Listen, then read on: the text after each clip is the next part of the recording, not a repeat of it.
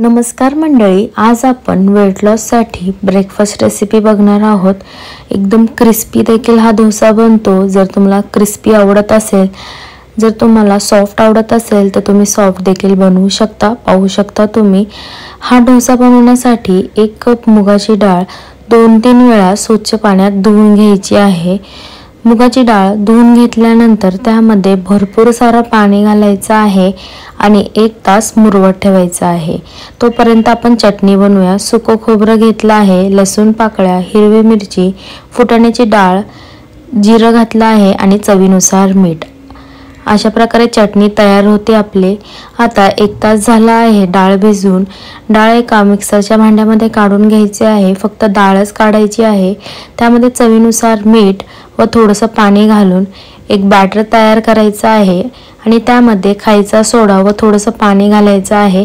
अशा प्रकारे डोस्याचं बॅटर तयार होतं आपलं। पाहू शकता तुम्ही अशा प्रकारे डोसे करून घ्यायचं आहे। आता मी पहिला सॉफ्ट करत आहे म्हणून मी फास्ट फ्लेमवर हा डोसा बनवला आहे। जर तुम्हाला क्रिस्पी बनवायचा असेल तर तुम्ही एकदम गॅसचा फ्लेम स्लो करायचा आहे। पाहू शकता तुम्ही आता मी क्रिस्पी डोसा बनवत आहे। स्लो फ्लेमवर डोसा केल्यानंतर क्रिस्पी होतो। पाहू शकता तुम्ही एकदम कुरकुरीत झालेला आहे। जर तुम्हाला वेट लॉसची रेसिपी आवडली असेल नाश्त्याची तर नक्की व्हिडिओला लाईक करा, कमेंट करा आणि तुमच्या फ्रेंड्स फॅमिली सोबत शेअर करा। पुन्हा भेटूया अशाच रेसिपी सोबत। तोपर्यंत मस्त खा आणि स्वस्त राहा। Bye bye, thank you.